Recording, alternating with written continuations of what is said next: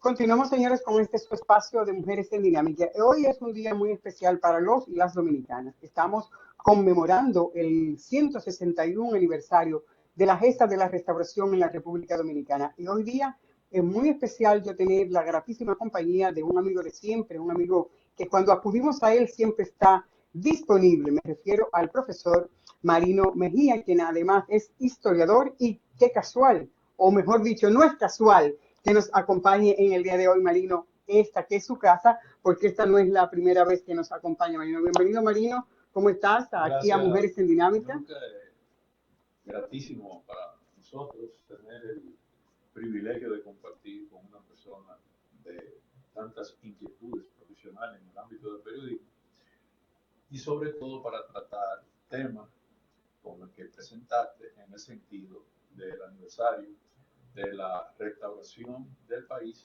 y que evidentemente aún hay objetivos de esa perspectiva que están pendientes de cumplir.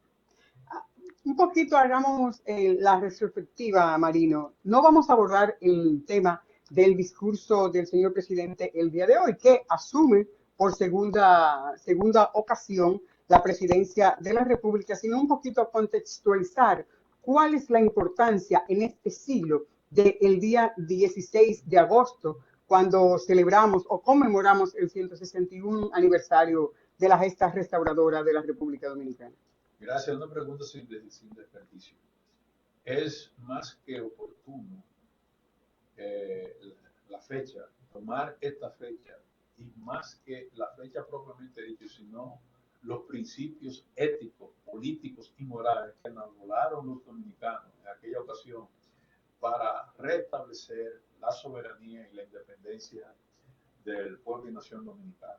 Creo que los objetivos que se trazaron los trinitarios, que luego se trazaron los restauradores, aún hay aspectos que cumplir, y es que la República Dominicana debe de una vez y por todas ser dueña absoluta de su destino, que su soberanía, su independencia y sobre todo sus riquezas naturales, sus bienes, deben ser de los dominicanos, administrados por los dominicanos.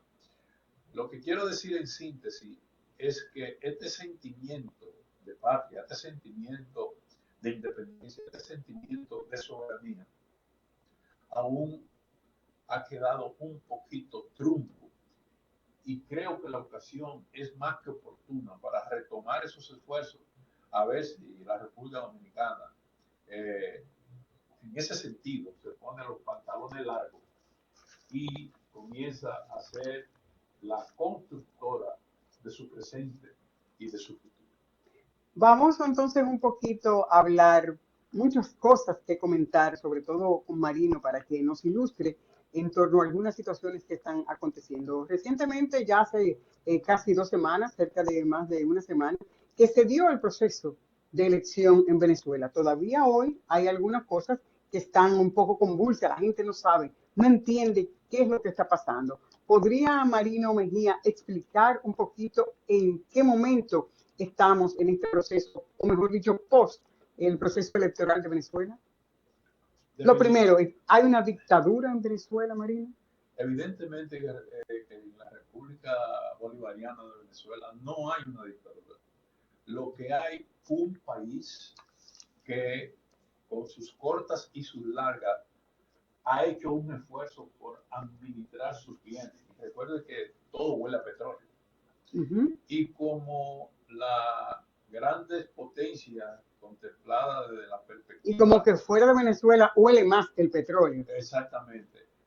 La grandes potencias con Estados Unidos a la cabeza, y muy particularmente la OTAN y la Unión Europea, entienden que Venezuela es el país en donde hay mejores y más recursos que son indispensables para el quehacer militar, para el quehacer económico, para el quehacer del diario vivir en Estados Unidos y en esos países.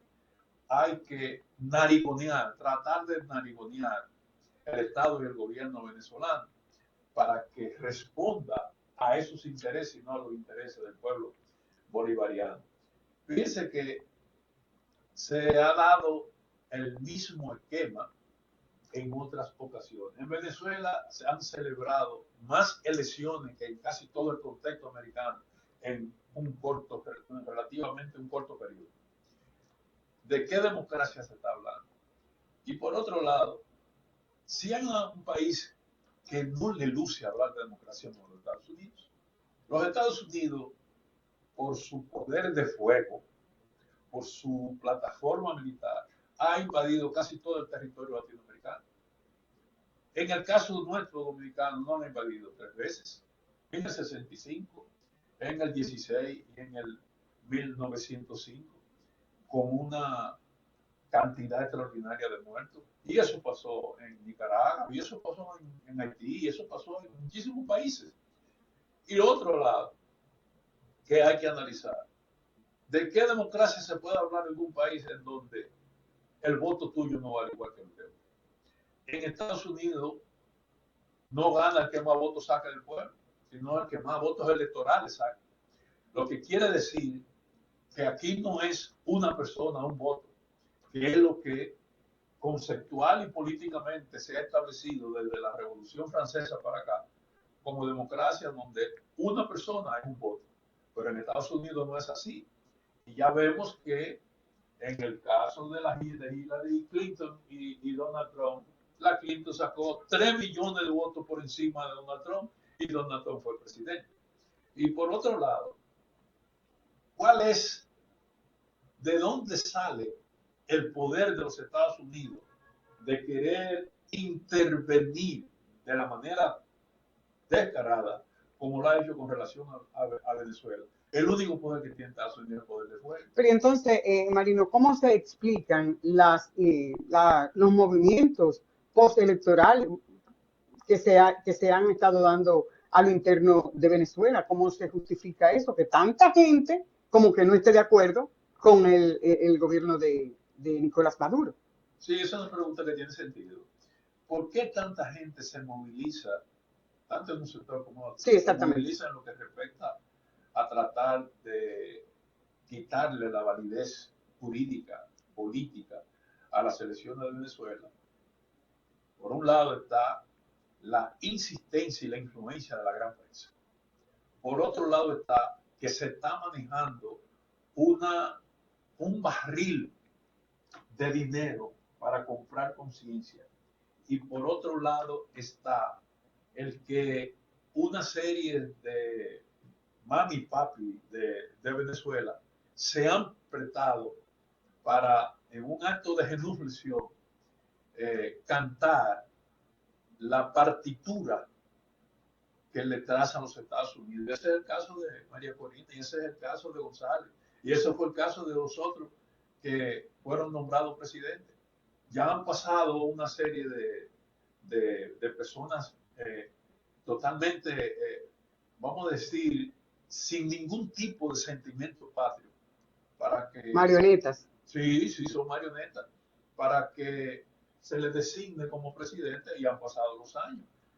Y si nosotros analizamos el crecimiento económico de Venezuela de la época de Chávez para acá, definitivamente ha habido un crecimiento y una solidez que no deja duda alguna. ¿Qué pasa? Que cuando tú vas corriendo a un ritmo de desarrollo y te meten los pies fácilmente, tú puedes tener tropiezos. ¿Quién hay que meter los pies y que meter la cabeza? Son los Estados Unidos. No hay que ser politólogo, no hay que ser un especialista en geopolítica para darnos cuenta que Estados Unidos ha estado dando dinero, ha estado movilizando armas, movilizando patrulleros, movilizando estructuras militares a los fines de meterle cuco al presidente Maduro y al Pero no hay una forma, por ejemplo, para como subsanar todo esto y ya no en este caso, pero sí posterior, de que haya nuevos rostros que postulen a la presidencia de parte del chavismo en Venezuela, porque ese es el problema. A veces la gente, como que un solo individuo, todo el tiempo, como que la gente también se desgasta, ¿no? Entonces, eso no, como alguna frescura, que se trabaje un líder, una nueva figura de parte del chavismo para justamente dilucidar y transparentar todo este proceso que se da en Venezuela y saquemos del discurso el asunto en términos de dictadura en Venezuela? Hay varias corrientes políticas, ¿verdad?, en el ámbito occidental que entienden que la democracia es la expresión de la alternabilidad en el poder. Particularmente yo no comparto eso. Sin embargo, Si usted cree que si una gente tiene 40 años haciéndolo bien, bueno, entre comillas, hay que dejarlo ahí perenne. yo creo que lo correcto es que las autoridades de un país, siempre y cuando haya un ejercicio que permita a la gente que vote, pueden seguir si lo hacen bien. Si están cumpliendo con el crecimiento económico que se distribuye en función de la solución de los problemas sociales, familiares, políticos, económicos y culturales de la nación, yo no veo cuál es la necesidad de quitarlo. Pero mira lo siguiente. Pero, por ejemplo, vamos un poquito a República Dominicana. En República Dominicana nos oponemos a la reelección. Entonces, ¿por qué admitimos, porque pongamos el término, esta es la reelección del presidente Maduro? ¿Por qué admitimos en unos casos la reelección y en otros no, siendo de partidos progresistas, como es el caso de Marino Mejía? Así es. ¿Qué pasa con relación a la reelección de la República Dominicana? O en otros países, por ejemplo, tenemos El Salvador, que fue reelecto Bukele y otros. Es decir, no vamos a mencionar a Nicaragua porque cae dentro del mismo renglón como lo categoriza Estados Unidos, que es una dictadura. Entonces no toquemos eso. Pero sí hay reelección, entre comillas, en líderes frescos, como es el caso de El Salvador, que se religió recientemente. Yo insisto, Niurka, que la validez de un gobierno no es si se reelige o no. La validez de un gobierno es si cumple en sus ejecutorias con las necesidades y resolver los problemas fundamentales de la sociedad. Ahora bien, cada país tiene su realidad. En la República Dominicana la reelección ha sido un desastre y ha sido históricamente motivo de serios encontronazos y ha habido mucha sangre, mucha persecución, muchas atrocidades para tratar de imponer la reelección, como fue el caso de la dictadura de Balaguer de 12 años. Ahora bien, si nosotros miramos los países occidentales, ¿quién remueve a los reyes? ¿Quién remueve a los papas? ¿Quién remueve a la reina de Inglaterra? No, porque murió. Entonces, yo creo, que ahí lo que hay es más hipocresía que otra cosa. Particularmente, yo entiendo que el gobierno que lo hace bien, no hay razón para que se vaya. Si no hay razón, si hay todavía algunos impuestos, rectificarlo. Pero si está cumpliendo con resolver las necesidades de la comunidad a la que se debe, yo no me opongo al asunto de la reelección. No importa que tenga 40 años, porque por ejemplo tenemos el caso de Putin, que tiene muchísimos años y hasta fue reelecto 9 veces por 10 años más. Es un buen ejemplo. Es un buen ejemplo. Y fíjate el respaldo solidario que tiene Putin. Como Putin es hoy por hoy el hombre que representa el equilibrio de la sociedad global. Y a pesar de eso, fíjate la situación en que se ha visto envuelto con este asunto de la guerra de Ucrania, en donde volvemos a lo mismo, Estados Unidos, la Unión Europea y sus aliados son los sostenedores desde el punto de vista del armamento, el dinero, que muchas veces el dinero es para la guerra, pero se va por otro lado. Y en ese sentido, cuando hubo elecciones, Putin ganó con una facilidad extraordinaria, pero no cabe duda, el progreso que ha tenido la Rusia en manos de Putin es palmario. Nadie se opone ni niega, incluso aquellos que tienen mezquindad extraordinaria para analizar las cosas en otras latitudes. Pero lo Valerie. Marino, usted hace mención justamente de Estados Unidos, del poderío de Estados Unidos y de que justamente como que la esencia del armamentismo y de la provocación de las guerras, porque uno diría en este siglo una guerra como la que se está dando, se está presentando en Israel con Palestina, pues como que en este presente como que uno y que unos muertos valgan y otros no tengan como la misma categoría, que es el caso de los muertos de Palestina. Entonces, pero vemos que el secretario de Estado de Estados Unidos, vale la redundancia, hizo el anuncio de que se aprobaron 20.000 millones de dólares para armamento para Israel. Uno pensaba como que se estaba en el diálogo. ¿Qué pasa y qué podemos esperar con esta nueva entrega de dineros, que armas de todo tipo, aviones de todo tipo y todo lo que tenga que ver con armamento? Bueno, a juzgar por la descripción que hace, a juzgar que se compadece con la realidad, a juzgar por lo que está pasando en Israel, lo que está pasando en Palestina y lo que está pasando en esas diferentes zonas, porque hay que meter también a Siria, ¿no? Estos son los tambores que están avisando que vienen tiempos tenebrosos. Y volvemos a lo mismo, sencillamente porque lo que tienen el sartén por el mango y el mango también, para decir USA, entienden que el mundo le corresponde, que no hay pedacito en el globo en donde ellos no quieran ser jefes absolutos de todo lo existente en materia de riqueza. Y por eso vimos que a la vuelta de unos cuantos meses en Israel, en Palestina, se dieron alrededor de 49.000 muertos. ¿Y la comunidad internacional no se da cuenta de eso, María?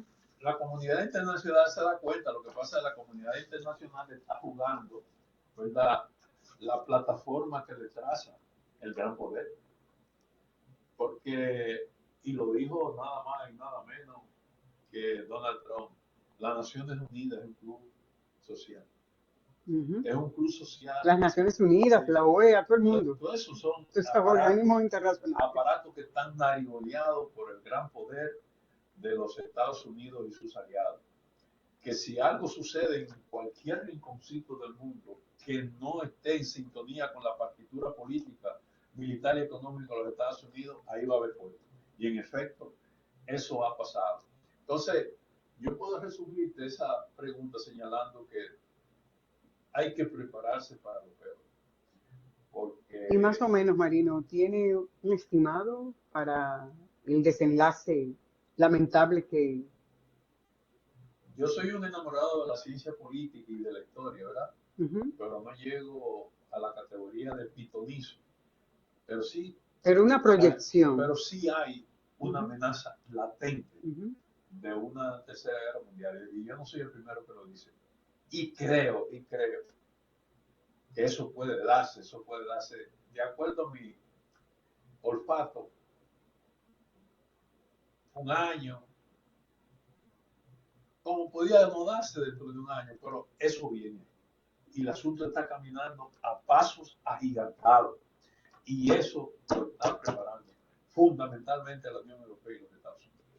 Podría decirse entonces que nueva vez Israel forma parte de ese centro de una guerra mundial, porque aunque ellos no fueron en esencia en la Segunda Guerra Mundial, pero sí estuvieron muy vinculados con el asunto de la agresión y el comportamiento de los nazis hacia ese segmento poblacional.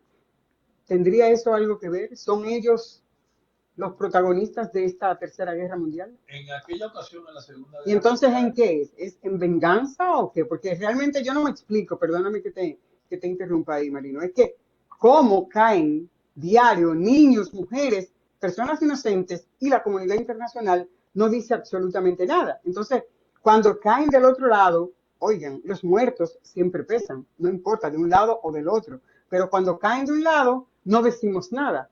Cuando caen del otro lado, pues entonces se magnifica, o no que se magnifica, porque un muerto que muera de cualquier lado, una persona Es fallecida doloroso. y sobre todo un niño que da pena, como esos papás del otro lado, entonces agarran a su muchachito, agarran a ese niño, de verdad, yo siento, me da dolor y sobre todo me lacera el alma de ver que los humanos, valga la redundancia, nos hemos deshumanizado. No nos importa un lado, Qué definitivamente. bien, porque fíjate cómo cambian las cosas a ritmo con el paso de los tiempos. En aquella ocasión de la Segunda Guerra Mundial, los judíos fueron vistos como víctimas. Uh -huh.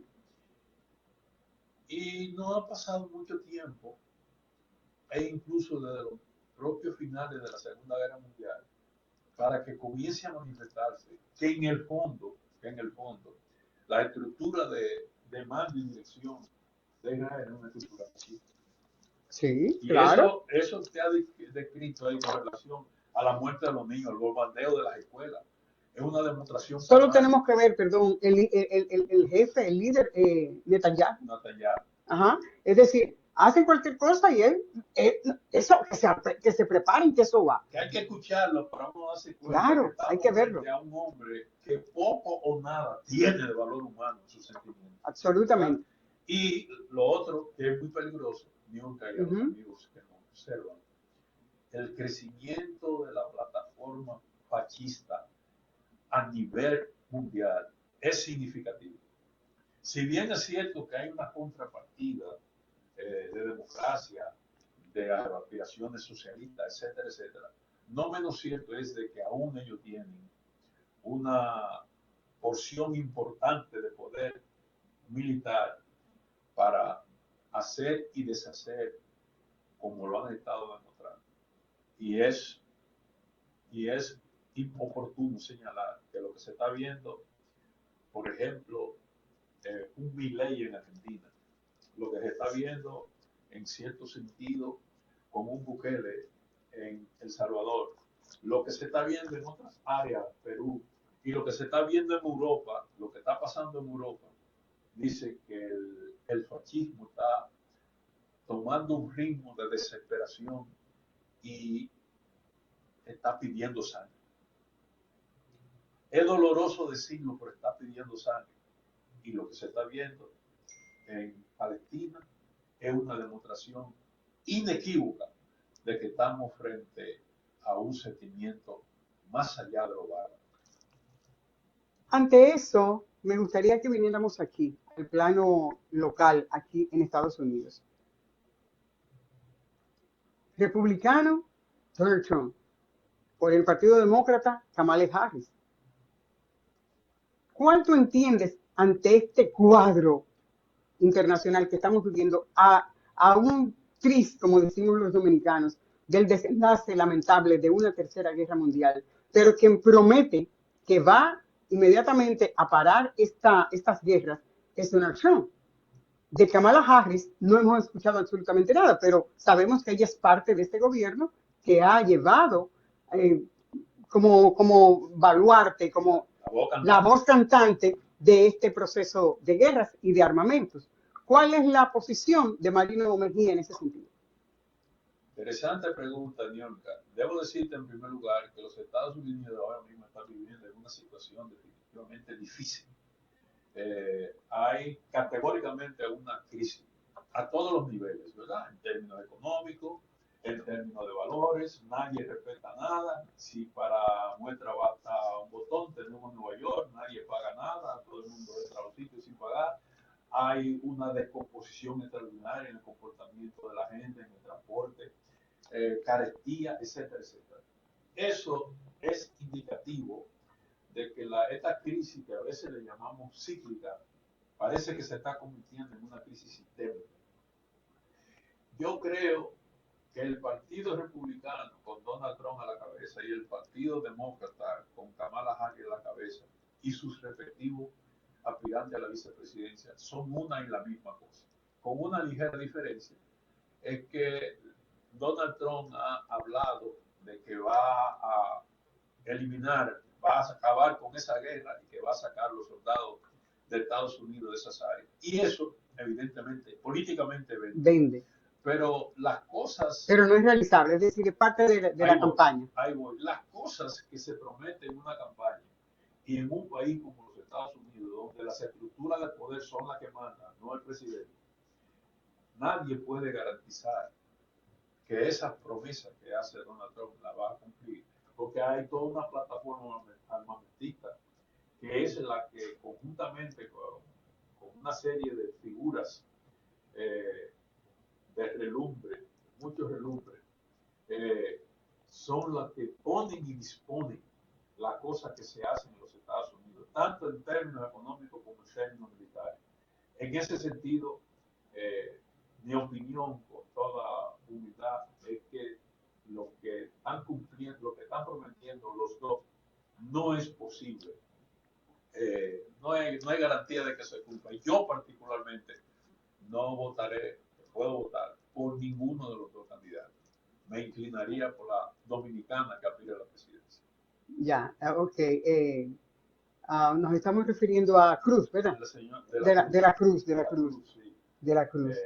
Porque Que cualquiera diría también que aquí solamente hay dos candidatos, porque no se escuchan. Bueno, pero el asunto es, eso es como un inciso que a Kennedy lo sacaron de la boleta presidencial, de las aspiraciones, porque aparentemente utilizó una dirección que no coordinaba, que no es, entonces solo estaría quedando, entonces, pero falta todavía ir a revisión a ver si se. y el hecho de la elección, Newton, que son en noviembre, ¿verdad? Sí, señor. En medio de una situación de guerra, Estados Unidos mandando armas, destroyers, submarinos, etcétera, para todos los sitios, y con una campaña en ebullición, eso crea elementos de seria preocupación para la gente común, el soldado de a pie, porque lejos de ser un aliciente, lejos de constituir un elemento apaciguador, las elecciones, las guerras, las contradicciones entre los dos partidos que han gobernado tradicionalmente no dan indicio de que las cosas puedan calmarse por ahora, y eso es definitivamente preocupante. Pero por lo menos, siguiendo aquí en el plano local, Marina, en el caso, por ejemplo, de los republicanos, el candidato vicepresidencial, lógicamente, porque así también lo piensa su candidato presidencial, dicen que de ganar las elecciones inmediatamente iniciaría un proceso de deportación. Cerca de 1 millón de personas dice que van a sacar de los inmigrantes. Sí, eso es preocupante y muy particularmente para... Pero no está hablando mentira, están dando su sentir. En el caso de Kamala, recuerda que cuando llegaron a la posición, Biden y ella le asignaron algo que tenía que ver con migración y al final hasta México fue y al final no resolvió absolutamente nada. Por lo menos estos están diciendo qué van a hacer. Bueno, como un aliento. Yo creo que hay muchas poses, ¿verdad? Hay muchas poses de ambos lados. Pero lo que respecta al asunto de la inmigración, sí es un componente importante y que nosotros inmigrantes y los que vienen atrás debemos preocuparnos porque podría desatar toda una cacería, ¿no? En contra de las personas que vienen en procura de mejores condiciones de vida y de trabajo. Pero no creo tampoco que a la vuelta de un corto tiempo de que van a deportar 1 millón de personas. No creo, pero una cosa es lo que se dice en campaña, otra cosa es lo que se hace desde la instancia del poder. Aunque Donald Trump lo ha confesado de una manera clara, claro, ¿no? que está en contra de eso. Bueno, él dijo que iba a construir la valla, el muro de entre... ¿Qué pasó? No ha pasado nada. Pueden construir 25 muros. Es que el muro físico no resuelve la situación. No resuelve, y la gente lo va a tumbar 25 veces. Claro que sí, porque lo que hay que resolver en los países nuestros para que mejorar su condición de vida y de trabajo, ¿no? Más dinero para la educación, más dinero para trabajo, más dinero para salud. Sobre esa base es que se puede garantizar cambios importantes en una sociedad. También se manifiesta Joe Biden en una entrevista que le hicieron uno de los medios tradicionales aquí en Estados Unidos. Él se expresa, se le zafó aparentemente, según estuve revisando la información, y es que él se expresa y dice que si Trump gana, no habrá una transparencia pacífica, o una transferencia más bien pacífica. ¿Tú qué opinas de eso? Bueno, ¿Recuerda el antecedente de Donald Trump cuando perdió? Que todavía incluso por eso se le falta juzgarlo. en los campos de nosotros se dice hizo coca. Hizo, sí, que quería hacer coca, pero no le salió. No le salió, le hicieron capullo. Sí, le hicieron capú. Claro, todo se todo indica que puede haber algunas contracciones desde el punto de vista político y que se vean cosas que no son del común denominador en la sociedad norteamericana. Pero creo que a la postre se hace la transmisión de mando, sobre todo porque por lo bajo se hacen los acuerdos. Los acuerdos. Los acuerdos correspondientes, no cabe duda. Claro, siempre cada quien tiene su as debajo de la manga, como dicen. Su baraja debajo de la manga, que en el momento más oportuno la sacan a reducir para dar golpetazo. Claro, porque tú sabes que en esta trama se le pedía durante mucho tiempo, estuvieron diciéndole el Partido Demócrata y otros, la gente que apoya a las campañas a Joe Biden que renunciara. Al final se hizo cargo, según cuentan, Obama fue quien tuvo a su cargo toda esta trama. ¿Qué tú piensas de eso? No cabe duda, Obama es uno de los alfiles en el ajedrez político que al principio, aunque pero a Barack le hubiera gustado poner a su esposa, porque él no aprobó cuando Joe Biden designó inmediatamente o proclamó como su candidata o de preferencia a Kamala Harris, y Barack Obama fue de los primeros como que se opuso y dijo que había que ir como a una convención. Se opuso. ¿Tú crees que él tenía como idea de que su esposa fuera candidata? Porque se especuló en algunos momentos. Sí, se especuló, pero él no dio pasos concretos, de manera categórica y visible, que estaba en esa tesitura. Sin embargo, al cabo de días, cambió de su posición y se identificó con la candidatura de Kamala Harris. Parece ser que en línea general los demócratas de mayor relieve se han puesto de acuerdo con la candidatura de Kamala Harris. Pero aún así, no se puede establecer categóricamente quién va a ganar. Yo particularmente... ¿Tú no te atreverías a poner la mano en el fuego de... Se cuela Donald Trump, se cuela Kamala Harris? Digo, que las encuestas lo tienen ahí parejito. Sí, un empate técnico. Sí, un empate técnico. Pero por la prensa, por el papel que ha jugado esa prensa concretamente, que es una prensa de tanto por línea, y sabemos cuáles son los predicamentos y las orientaciones de esa gran prensa, las cosas muestran que están un poquito indecisas, con una ligera inclinación, de acuerdo a lo que se lee en los periódicos, ¿verdad? Una ligera inclinación a favor de Kamala Harris. ¿De Kamala Harris? ¿O tú piensas eso luego de la proclamación de Kamala Harris? Eso es lo que parece. Que han cambiado un poquito eso al margen o sobrepasando, porque recordemos que Kamala Harris como que en principio no conectó mucho con los inmigrantes por su gestión, porque como ella es, no hay problema, ni tampoco lo exponía, sino fue justamente por eso, por no hacer, por no ejecutar. En el caso de Donald Trump, todo el mundo sabe que es prácticamente un anti-inmigrante. Aún sobre eso y sobre todo, tomando en consideración, Marino, que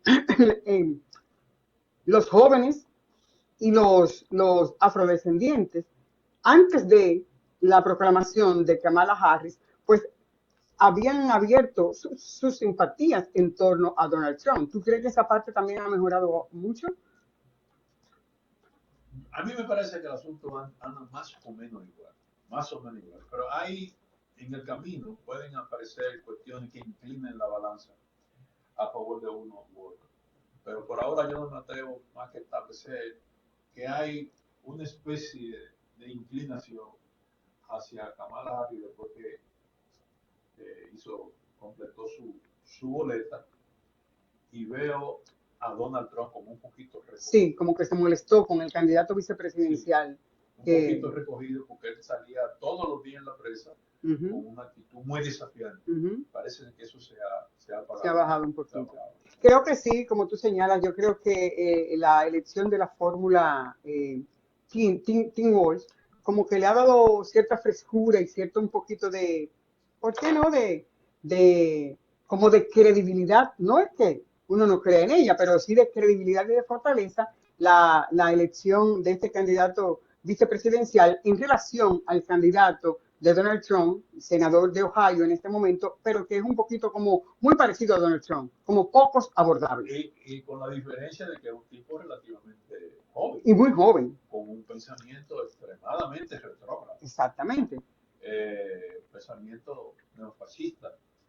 Y que ha sido colocado ahí precisamente para evitar mayores confrontación con Donald Trump. Si surgía otro candidato, era muy difícil, era mucho más difícil un paso de progreso en la jornada electoral de Donald Trump. Creo que sí, además sobre todo porque el candidato vicepresidencial de la fórmula de Kamala, pues es un hombre que aparentemente es un poco más abordable, más abierto, profesor de secundaria, es decir, que tiene características, sobre todo el segmento poblacional de los hispanos y de los jóvenes, que yo entiendo que si Kamala en su campaña se va por ese lado, creo que eso le puede servir de mucho, así como tú señalas, y eso ha mejorado. Es así, no cabe la menor duda. Y creo que fue una escogencia sabia en el marco de esa realidad político-electoral del Partido Demócrata. Y que de haberse decidido por los otros candidatos, otro gallo estuviera cantando en esta campaña. Y Donald Trump estuviera riéndose con la muela de atrás. ¿Verdad que si no? A él como que no le gustó mucho. Lo he visto un poquito en bajo perfil y como que diciendo cosas de Kamala. Ojalá, yo entiendo que su equipo de campaña también debe asesorarle en ese sentido de mantener la altura y de no agredir, porque tú recuerdas cuando la candidata gobernadora que él agredió porque era mujer y eso, bueno, que recuerda el movimiento Me Too. No vaya a hacer cosa para que no se lo tomen en consideración, sobre todo que tiene una situación de algunos casos en las cortes que eso definitivamente tampoco les resulta muy bien. Porque Donald Trump está revestido de muchas bellaquerías. Sí. No hay que profundizar, no hay que andar muy profundo en el tejido histórico de la historia más reciente de los Estados Unidos para darnos cuenta que Donald Trump es un personaje sumamente complejo, aunque es definitivamente ágil, muy ágil en el manejo del discurso. Así es. Nosotros queremos agradecer la participación de Marino Mejía con nosotros, profesor, historiador, no sin antes, Marino, que le digamos algo a la gente, a los neoyorquinos, a los estadounidenses, para que estemos preparados. Me preocupa mucho eso que tú dijiste en principio, de que debemos estar listos para una lamentable eventualidad que se puede dar si todo continúa con este ritmo en torno al uso de las armas y al uso de incentivar algunas posiciones en el Medio Oriente Medio. Yo quisiera, con tu venia, que me permitiera plantear que en mi condición de secretario general del Frente Amplio estamos preparando una conferencia con Juan Dionisio el 7 de septiembre en la Escuela Santa Cruz, la 179 y Fort Washington, en donde participará el doctor Juan Dionisio, el doctor Santiago Grullón y el licenciado Fernando Correa, para tratar todo lo referente a la reforma, tanto en su aspecto jurídico como en su aspecto económico y su aspecto social. Y este domingo tenemos un viaje a Atlantic City, una actividad a propósito, y esperamos ¿Dónde se pueden comunicar entonces, ya que conversamos sobre esto, para el asunto de el Atlantic City? ¿Dónde nos podemos comunicar con la dirección del Frente Amplio, en este caso con Marino Mejía, Bueno, para los que queremos participar? Claro, lo puede ser a través de mi teléfono, que es el 917-413-47. 917-413-47. Estamos completamente a las órdenes. Vamos a dar los pasos para tener prontamente un local donde se nos pueda Ubicar. Claro que sí. Y debo, para completar con tu inquietud, yo no soy persona ni de sentimiento de que haya guerra y nada de eso, pero las cosas, guerras no se dan, ni se han dado, ni por la voluntad tuya, ni por la voluntad mía, ni por la voluntad cívica de nadie, sino que lo que el tablero geopolítico está reflejando nos induce a prepararnos para lo peor. Ojalá y no pase, pero no va a dejar de pasar porque tú quieras. Lo que uno pueda desear. Y que los inmigrantes que vivimos aquí debemos ser lo suficientemente perspicaces para entender esta situación y actuar con inteligencia. Es decir, no quiero decirlo, pero interpretando a Marino es como que retornemos a nuestros lugares de origen. Bueno, donde estamos más seguros es en nuestro lugar. ¿Verdad que sí? Bueno, nosotros, señores, de esta forma queremos agradecer nueva vez la participación de Marino Mejía aquí con nosotros e invitarles a los eventos que ha anunciado Marino. En los próximos programas vamos a ir compartiendo con ustedes más cercano, pero este domingo recuerden ustedes entonces el viaje que tienen ellos pro recaudación de fondos a Atlantic City. Señores, vamos a una pausa, continuamos con todo lo que resta de este espacio de Mujeres en Dinámica. Ya volvemos.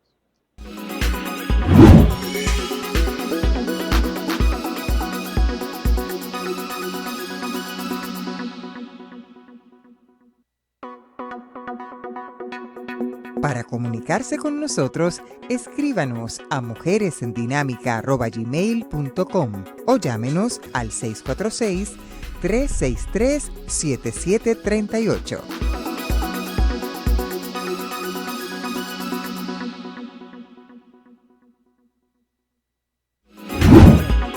Estás viendo Mujeres en Dinámica sin exclusión. Sigue disfrutando el contenido de Mujeres en Dinámica.